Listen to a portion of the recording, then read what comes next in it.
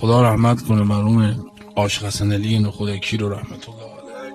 پسرش گفتش که موقع مردنش که شد دیدم سمت چپش رو با غضب نگاه کرد، یه فحش بدی داد.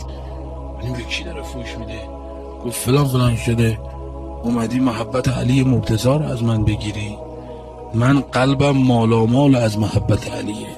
گفت فهمیدیم که شیطان رو تمثل کرده براش. گفت یه 5 دقیقه گذشت سمت راستش رو نگاه کرد، گفت سلام علیک یا مولا یا امیر المومنین، قسم به وعده شیرین من یمت یرنی، که ایستاده بمیرم به احترام شما. امام صادق فرمود والله قدری که جون به اینجا برسه حضرت دست به گلوشون زد، فرمود بین علی و دوستانش فاصله است، نه اون ورا تو همین دنیا.